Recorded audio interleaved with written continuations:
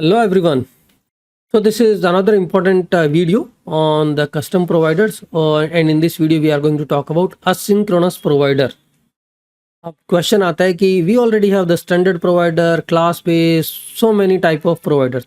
Why do we need async provider at all? तो क्या होता है कि sometimes you want to start the application.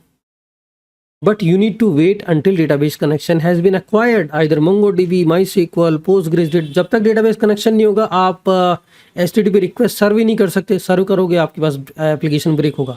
So for that we need to use asynchronous provider. If you have used TypeORM is also provide this asynchronous way of loading dynamically. Why? Database connection will take time. So here we are doing, I'm providing injectable token async connection, but the value of that is coming using async await. That means it will take time. I'm just calling create connection and passing the options. Options might be coming from config service. So this async await, when you convert the factory provider with async await, that becomes async provider. And then once you receive it, using inject async connection, you can inject inside a service, controller, wherever you need a database connection. So let's try to understand this with example. That will give us more clarity. Here I created a module. Inside this module I have a app controller, and inside a provider here I will try to do the magic. So here provide is the injectable token, what is database URL database connection, and I'm going to use factory provider here.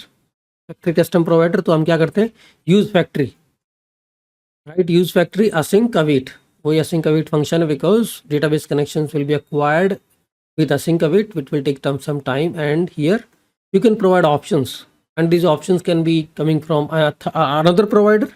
It can be config service, or it can be some value provider which you are going to define now. और यहाँ पे you can call a method connection equal to await the create connection. Create connection can be a simple method. अभी हम mock method create करते हैं, and then return connection. And what you are injecting here, you see we are using options, but where the options is coming from, तो उसके लिए हमें we have to inject that. So for the same thing we are going to inject it. So this is the provider, and inside this there is another argument is inject. Let's say if you want to inject config service or maybe option provider. So DB options. So DB options is nothing but another value provider, injectable value provider. So DB options, and the value is, so this is the value provider. So first one is a factory provider. Second one is the value provider. So both the concepts we are using to create async provider. Okay. So DB options are getting injected here. Options object. अब इसके अंदर options object क्या है? If you just see this example, what is the options we are passing at line number 12? Nothing but an object with a URL, user, password. And you will create a create connection method, async await, maybe a simple function which will return a promise. And here you can actually do the create connection thing, because using DB option provider, I'm passing you the URL, password, database connection name, and all those sort of things, just for the demo purpose. New promise, resolve it after some set timeout. Okay, so this example is explaining how we create a sync provider in the Nest.js.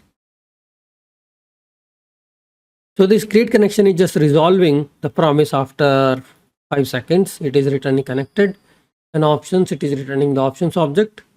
I mean, in the real world you will be connecting to the database here. So this is important snippet of the whole video. This is how you create async provider. Okay, we are just writing async await with the use factory. So same concepts we are going to use when we are going to write a custom module for database, custom module maybe for the Kafka. This use factory provider is going to be used on everywhere where you are going to create a custom library, dynamic module, lots of things. So this is really very important aspect. And now once you got a database connection, you will inject it inside a controller like this, injectable token, which is database connection, DB connection.